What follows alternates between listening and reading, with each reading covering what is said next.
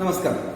आज आपण चक्राडव्याच्या प्रकरणामध्ये जे सूत्र आहे त्याचं उपयोजन कसं करायचं, त्याचा उपयोग कसा करायचा, त्याचा उपयोग कुठे कुठे करायचा ते आपण शिकणार आहोत. Application of formula for compound interest हे आपण आज अभ्यासणार आहोत. आता बघा, चक्राडव्याजाने रास काढण्याचं सूत्र जे आहे त्याचा उपयोग म्हणजे रास सूत्र ए बरोबर पी कंसात हे जे सूत्र आहे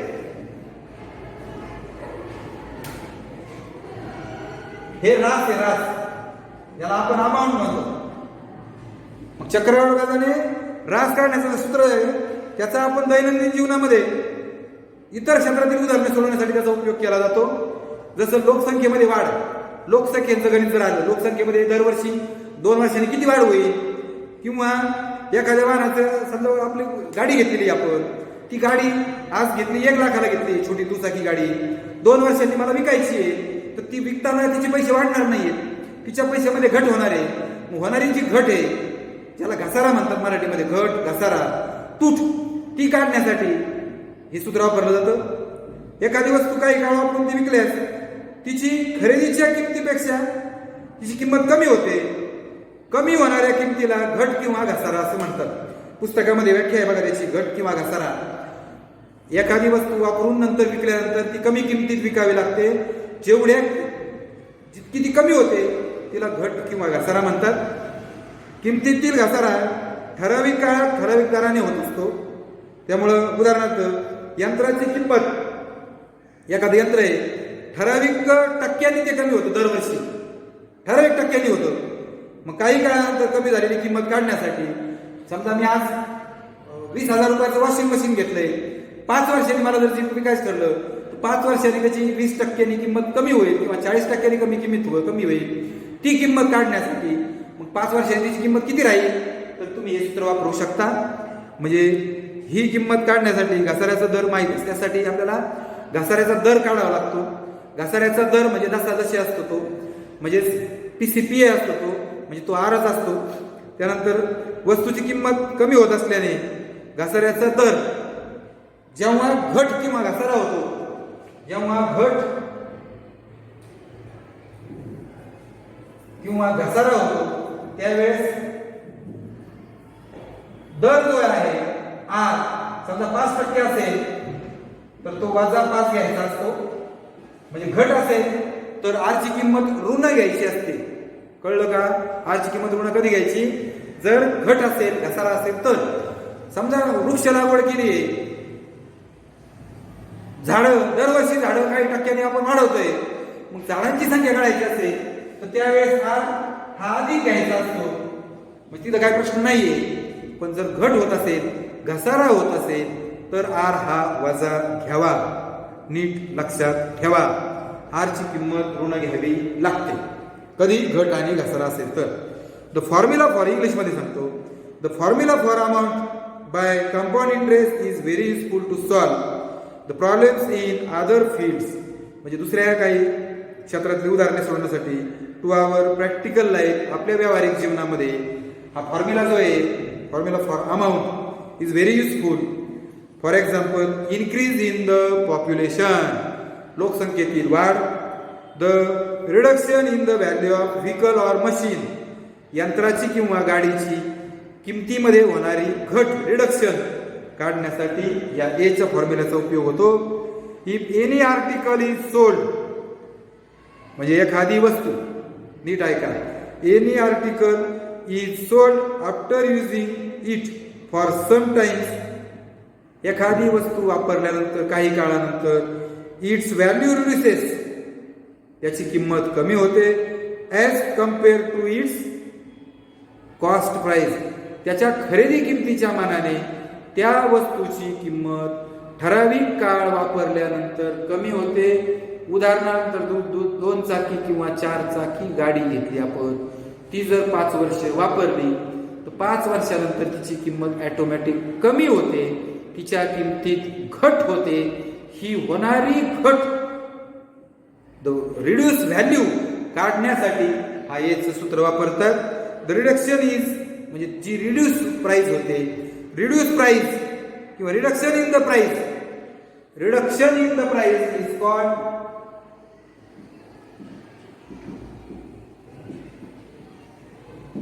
इज कॉल्ड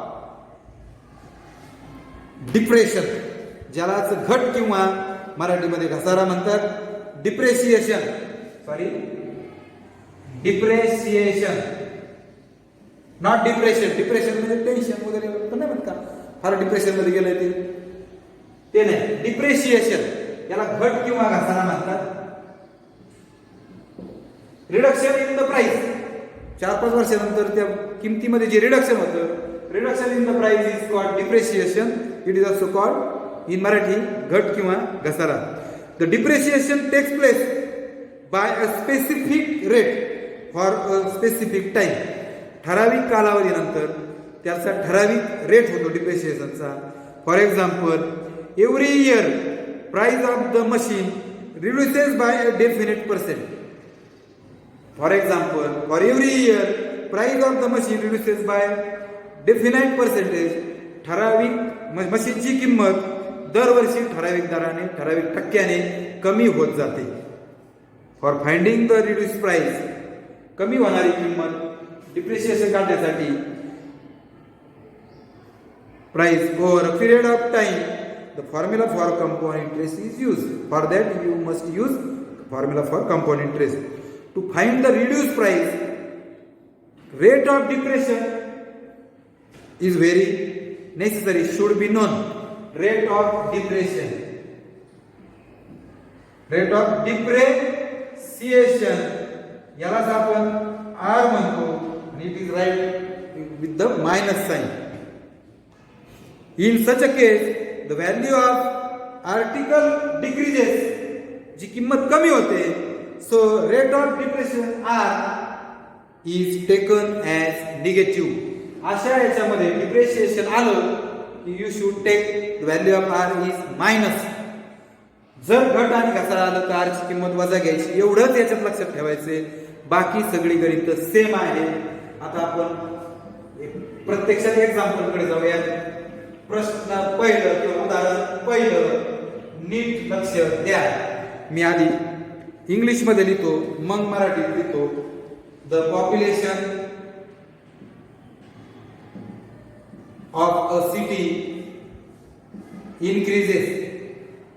ज्यावेळेस इन्क्रीज असतं त्यावेळेस मायनस घ्यायचं नाही, वजा घ्यायचं नाही. ज्यावेळेस ते डिप्रिशिएशन म्हणजे घट असते त्यावेळेसच आर वजा घ्यायचा. Rate of increases at compounding rate of 8% per year. Find the population in the year 2012 if population in the year 2010 was 2,50,000. Okay, बघा मराठीमध्ये हेच गणित मराठीत लिहितो. बघा मराठीत एका शहराची लोकसंख्या दरवर्षी 8% दराने वाढते. 2010 साली त्या शहराची लोकसंख्या 2,50,000 असल्यास 2012 मध्ये त्या शहराची लोकसंख्या किती होईल?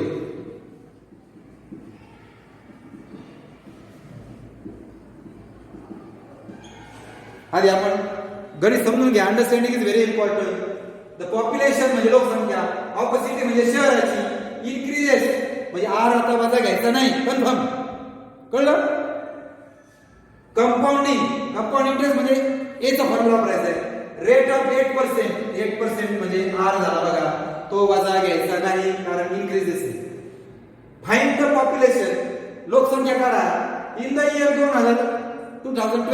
2012 सालची लोकसंख्या काढा. इफ जेव्हा population in the year 2010 was, जेव्हा 2010 साली 2,50,000 लोकसंख्या असेल 2010 साली, तर 12 सालची काढायची आहे. 2010 ची म्हणजे आजची दिली थोडक्यात, म्हणजे हा झाला पी.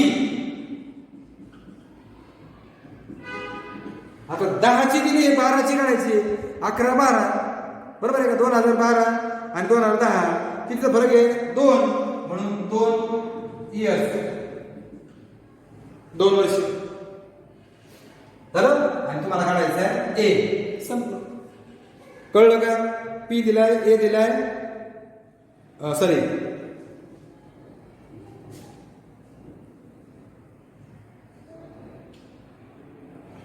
कळलं का? आता तुम्हाला 2012 ची लोकसंख्या काढायची. 2012 साली आजची 2010 ची लोकसंख्या अधिक वाढलेली, मग आजची म्हणजे पी, आजची म्हणजे पी अधिक वाढलेली म्हणजे ज्याला आपण सी आय म्हणतो, बरोबर आहे का. म्हणजे ए बरोबर पी अधिक आय म्हणतो आपण, ते सूत्र आहे खरं. पण इथं आपल्याला एचं सूत्र डायरेक्ट आहे, ज्याच्यावरून आपल्याला अमाऊंट म्हणजे रास मिळते. पी कंसात 1 अधिक आर भागिले 100चा n घात, म्हणजे ए आला, म्हणजे ऑटोमॅटिकली आपल्याला 2012 ची लोकसंख्या मिळणार आहे. कळलं का? आता किमती भरा.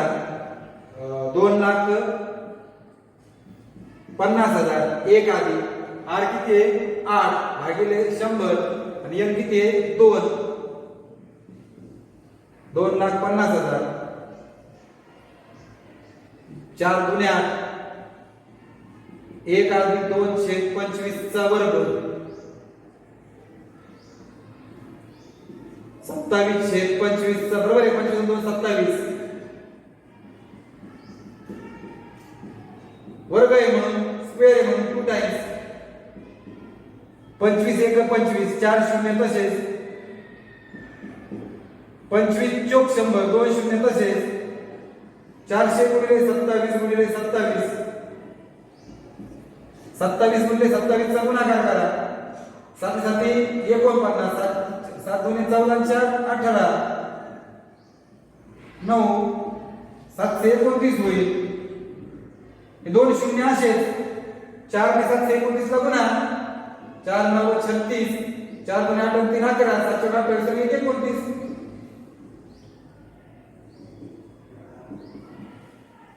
मग 2000 हे बघा, एका शहराची लोकसंख्या दरवर्षी 8% म्हणजे आर बरोबर आहे. 2010 सालची दिलेली तुम्हाला म्हणजे पी दिलेला आहे. 12 मध्ये त्या शहराची लोकसंख्या किती होईल? 10 आणि 12 म्हणून एक 2 घेतलाय. सूत्रात किमती भरल्यात. ही किंमत ही आली म्हणजे 12 ची लोकसंख्या आली. 2012 मध्ये त्या शहराची लोकसंख्या 2,91,600 होईल. Population in the year 2000, population in the year 2012 was 2,91,600. कळलं का? अशा पद्धतीने पहिलं गणित आपलं झालेलं आहे. आता आपण जाऊयात दुसऱ्या गणिताकडे. सोपी गणित आहे बघा.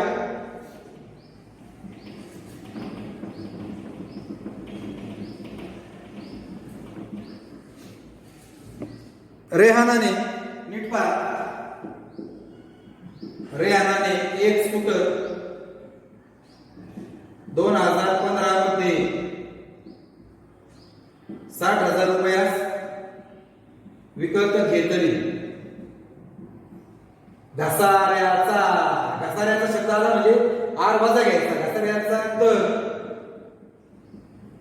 10,20 असल्यास 2 वर्षानंतर स्कूटरची किंमत किती होईल? ओके, आधी गणित समजून घेऊयात. इंग्लिश मधलं गणित लिहितो बघा आता. Rehana purchase a scooter in the year 2015 for rupees 60,000 if its value for by 20%. Decreases, लक्ष द्या,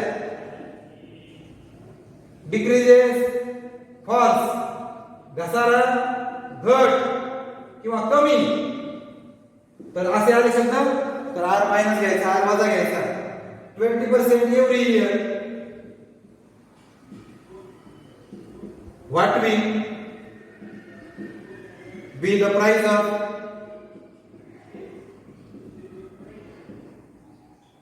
स्कूटर आफ्टर 2 years. बघा बरं का, गणित समजून घेऊया. रेहाना परचेस, रेहानाने खरेदी केली स्कूटर इन द इयर 2015, 2015 साली घेतली. 15 साली लक्षात ठेवा. 60,000 रुपयाला घेतली, म्हणजे पी बरोबर 60,000. इफ इट्स व्हॅल्यू फॉल्स कमी बाय 20%, म्हणजे हा पर्सेंटेज म्हणजे आर झाला, आर वाजा घ्यायचा. एव्हरी इयर, प्रत्येक वर्षी. What will be the price of the scooter, त्या स्कूटरची किंमत किती होईल आफ्टर 2 years, 2 वर्षांनी, म्हणजे एन बरोबर 2 years, 2 वर्ष. कळलं? रेहानाने एक स्कूटर 2015 मध्ये 60,000 रुपयाला विकत घेतली, म्हणजे हा झाला पी. घसाऱ्याचा दर तासादशे 20, तासादशे आलं म्हणून आर, घसारा शब्द येऊन वजा 2 वर्षानंतर एन बरोबर 2. स्कूटरची किंमत काढायची. स्कूटरची किंमत म्हणजे ए. सूत्र आहे बघा, ए बरोबर पी कंसात 1 अधिक आर भागिले 100 चा एन घात. पी ची किंमत झाला 60,000, पीच्या जागेवर 1, आर ची किंमत वजा 20, आर ची किंमत वजा टाकली बघा भागिले 100 आणि ते 2. इथं सगळ्यात महत्वाची पायरी, सगळ्यांनी नीट लक्ष द्या, हे अधिक वजा वजा होईल, प्लस मायनस बिकम मायनस. गुणाकारामध्ये अधिक आणि वजाचा गुणाकार, एक वजा चिन्ह असेल तर वजा राहतं, 1 मायनस आहे सो मायनस, 2 मायनस असेल तर प्लस होतं, 3 मायनस असेल तर मायनस होतं, 3 वजा असेल तर वजा होतो, 2 वजा असेल तर अधिक होतो. त्या ठिकाणी 0 गेला आणि 2 पंचे 10. काय काय राहिलं बघा.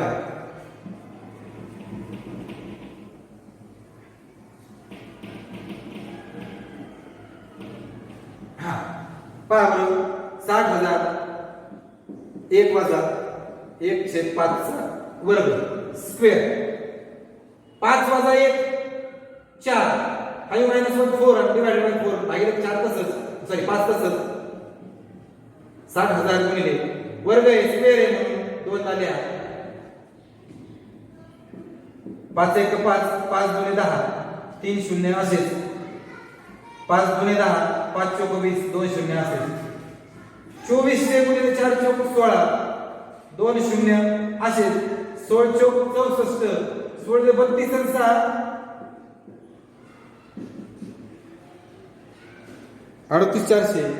After 2 years, price of scooter was 38,400 rupees. हे फुल सेंटेन्स मध्ये आन्सर झालं. 2 वर्षानंतर स्कूटरची किंमत 38,400 होईल. अशा पद्धतीने 92 पानावरचं, 91चं झालं आपलं, 92 पानावरचं दुसरं गणित आपण सोडलेलं आहे. तिसरं गणित, the amount of certain principal is rupees 6,655. बघा नीट पहा गणित, पान नंबर 92 वरचं तिसरं गणित. एका रकमेची, बरं माझी इंग्लिश मध्ये अमाऊंट ऑफ, वाटलं तर घेऊया आपण, गणित लिहिलं म्हणजे बरं असते.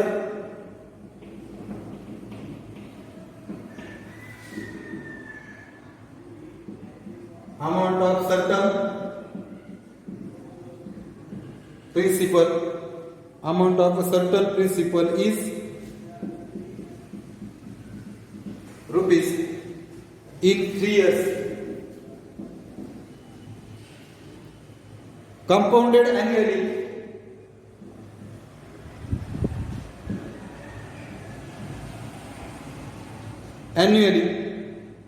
AWL UAWLY at the rate of 10 BCPA.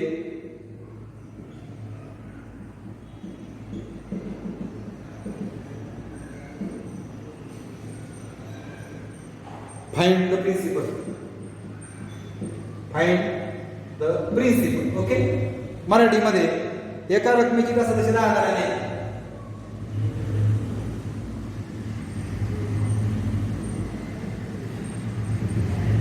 3 वर्षांनी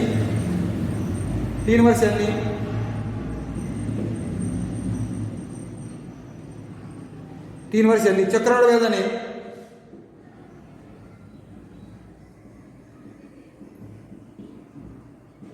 ऱ्हास होते तर ती रक्कम काढा.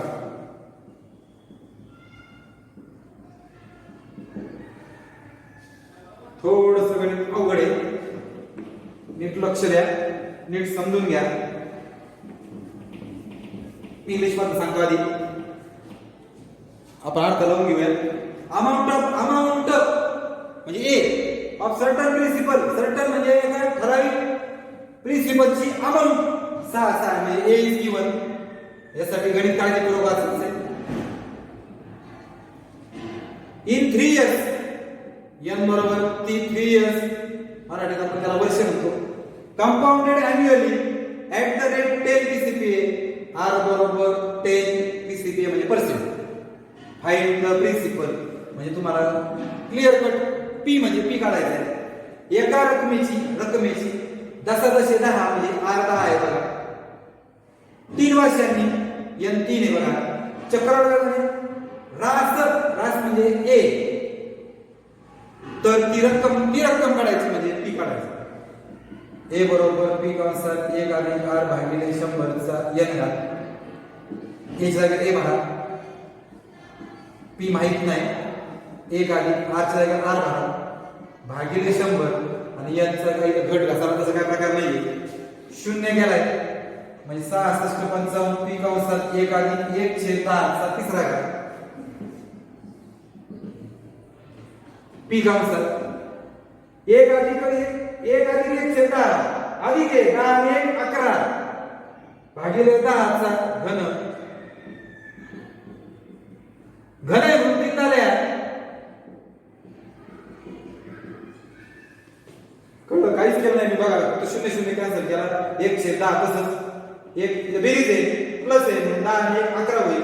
11/10 10 + 1 11 अपॉन 10 रेस टू 3. तसंच काहीच केलं नाही. आता हे सगळं भागिले गुणिले होईल. हे तिघ जण गुणिले होती, हे तिघाची वर आले आणि तिघ खाली येतील.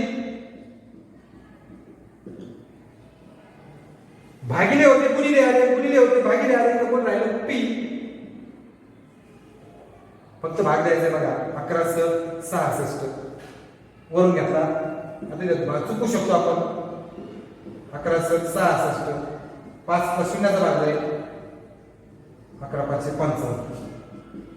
आता 605 परत दुसऱ्या आकड्याने भागू. 11/5 55 खाली राहिले 5. 11 1 11. परत 11/5 55 पुढच्या आकड्याकडे आणि परत 11/5 म्हणजे वर राहिले 5 आणि एकावर 10 म्हणजे एकावर 3 शून्य. 3 शून्य जोडून द्या. किती सोपं आहे. So principal is 5,000 rupees. मुद्दल 5,000 रुपये येईल. आणि त्यातलं सोडून दिलेलं चौथं गणित बघा. Last example. Find the number of years. Find the number of years म्हणजे इयर काढायचं. For which the compound interest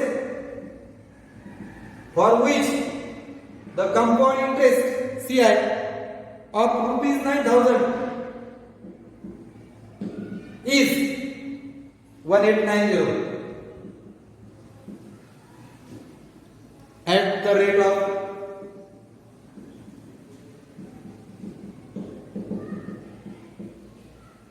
मराठीमध्ये बघा. जसं 10,000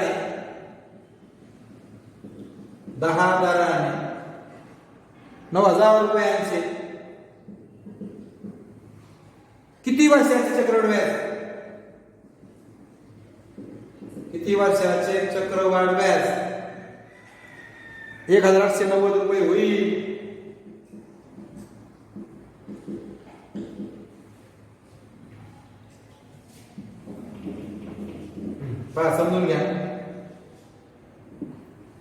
find the number of years, म्हणजे तुम्हाला इयर काढायचं प्रश्नचिन्ह.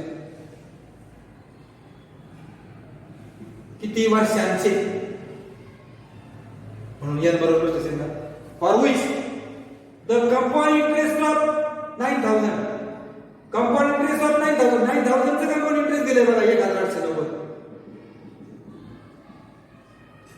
म्हणजे 9000 रुपये काय झाली रास अमाऊंट.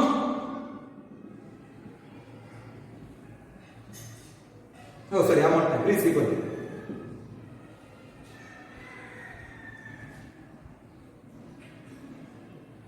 अरे some confusion is there.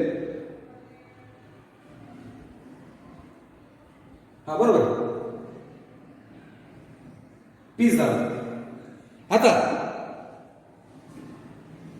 म्हणजे 9000 रुपयावर हे कंपाऊंड इंटरेस्ट आहे, ही मुद्दल झाली, हे व्याज झालं बघा compound interest at the rate 10 PCPA, R बरोबर 10%. इथं काही घासाला घट काही नाही, बरोबर आहे का. मराठी पा 10 10 10 म्हणजे आर झाला 10. 9000 रुपयांचे म्हणजे पी झाला 9000. चक्रवाढ व्याज म्हणजे सीआय झाले 1890 एन बरोबर. आता सूत्र येते याच, मला सीआय माहिती आहे, पी माहिती आहे, दोघं माहिती आहे, म्हणजे मी एक काढेल.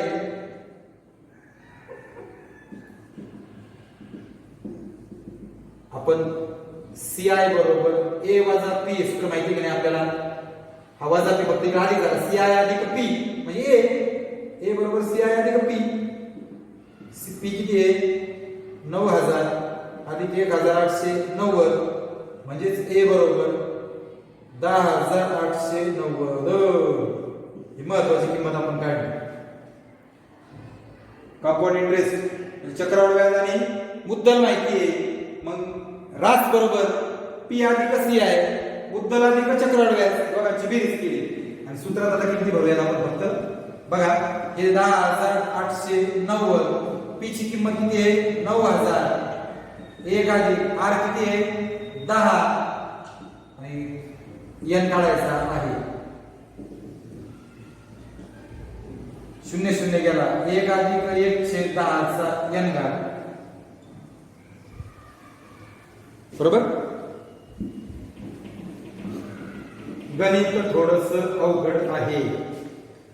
10890 भागिले 9000 बघा, हा जो गुणिले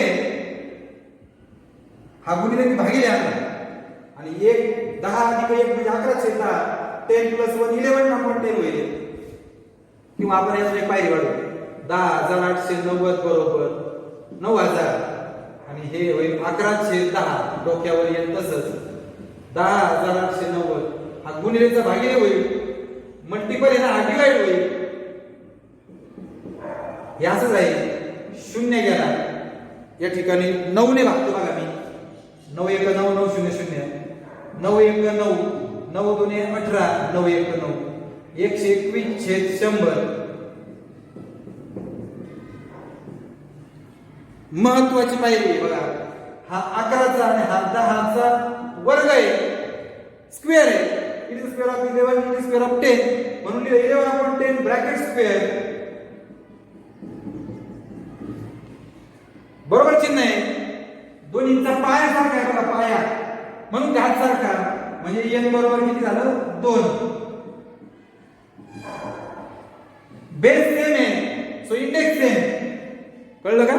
बेस सेम इंडेक्स सेम, पाया सारखा घात सारखा. Answer is 2 year.